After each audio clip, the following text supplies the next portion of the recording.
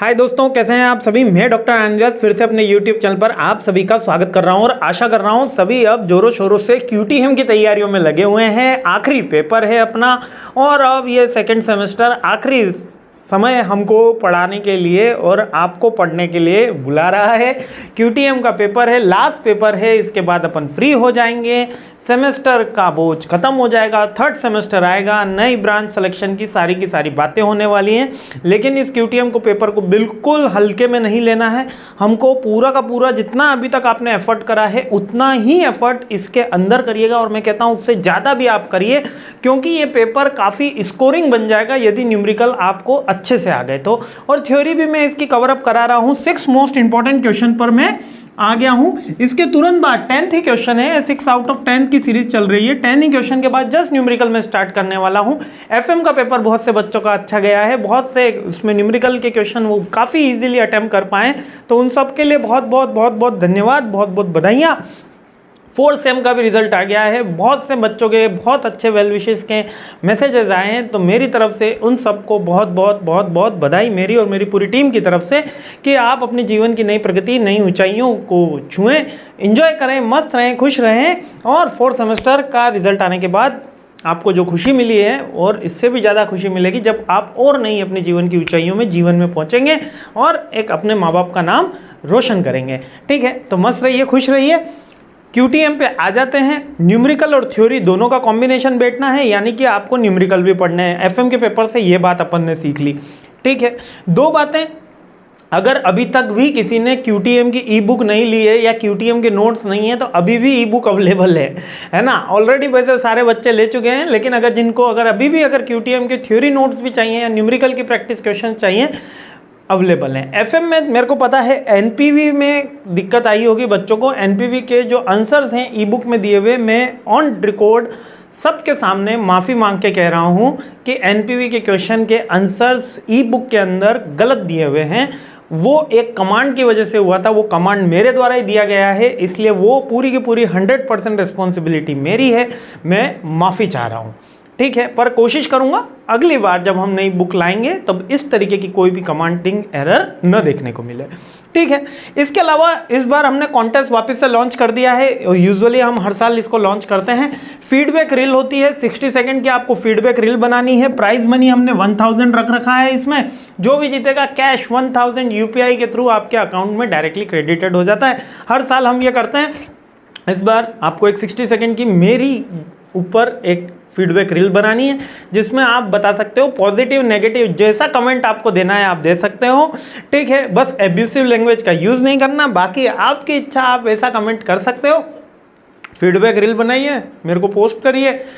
3 सितंबर को इसका result announce हो जाएगा और 3 सितंबर को जो विनर है उसको 1000 रुपीज़ कैश प्राइज भी दे दिया जाएगा। ठीक है, तो अनाउंसमेंट थी। 6 मोस्ट इंपॉर्टेंट क्वेश्चन पे आ जाते हैं। Replacement of assets that deteriorate with time. Okay, तो यहाँ पर जो क्वेश्चन बनेगा आपसे एग्जाम के अंदर वो बनेगा व्हाट इज रिप्लेसमेंट और व्हाट इज रिप्लेसमेंट थ्योरी। तो इस क्वेश्चन को समझने से पहले ये हमारी दिनचर्या का हिस्सा है या ऑपरेशनल रिसर्च की डेली रूटीन की एक्टिविटी है।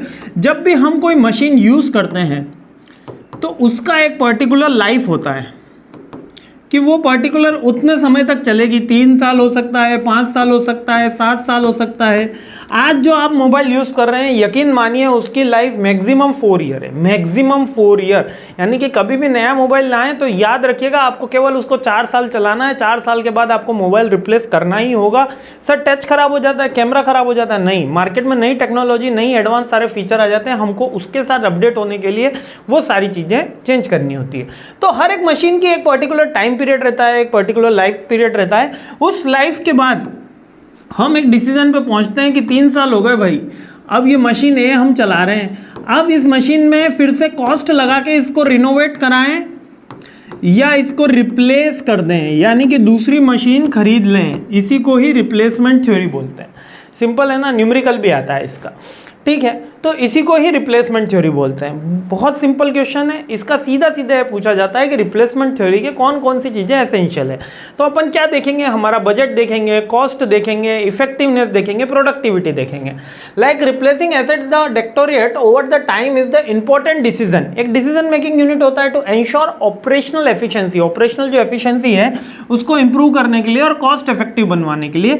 इसमें इवोल्यूशन किया जाता है, जो एसेट्स है उसकी नई जो मशीन है वो कितनी अपडेटेड वन है।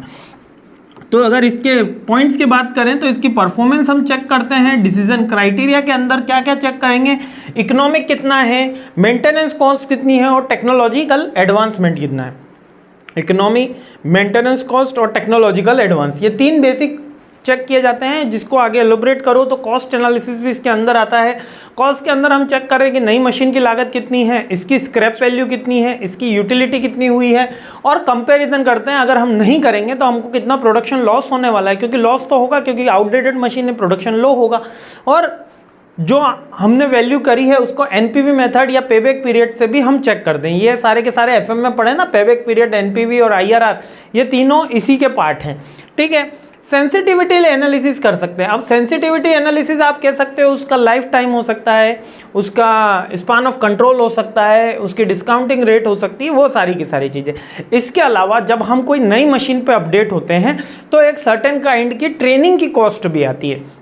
हम मार्कर बोर्ड पे लिख रहे थे, उससे पहले वो कौन से श्याम पट्ट वो पेन चौक वाला है ना, श्याम पट्ट, ब्लैक बोर्ड से फिर ग्रीन बोर्ड पे आए, फिर ग्रीन बोर्ड से मार्कर बोर्ड पे आए, मार्कर बोर्ड से अब डिजिटल बोर्ड पे आ गए। नहीं, इसके बीच में हमको प्रोजेक्टर भी मिला था, है ना, प्रोजेक्टर भी मिला था, और फिर अब हम इस पे आ गए। तो ये रिप्लेसमेंट हो रहा है। रिप्लेसमेंट होने से अब हमारी एफिशिएंसी बढ़ी है। क्यों? क्योंकि ये सारी की सारी ऑलरेडी चीज़ें लिखी हुई होती है। तो ये जब सारी लिखी हुई हैं तो हमारा जो प्रोडक्टिविटी है, जो लेक्चर डिलीवरी है, अगर ये मेरे को लिख के फिर डिलीवर करना होता तो इट टेक्स ह्यूज टाइम। सो अपना लेक्चर भी बड़ा हो जाता है ना, वॉच टाइम तो बढ़ता है यूट्यूब पे, लेकिन प्रोडक्टिविटी लेस हो जाती, स्टूडेंट की जो लर्निंग कैपेसिटी वो कम हो जाती। तो यहाँ पर ये सारी चीज़ें भी अपन रिप्लेसमेंट थ्योरी में चेक करते हैं।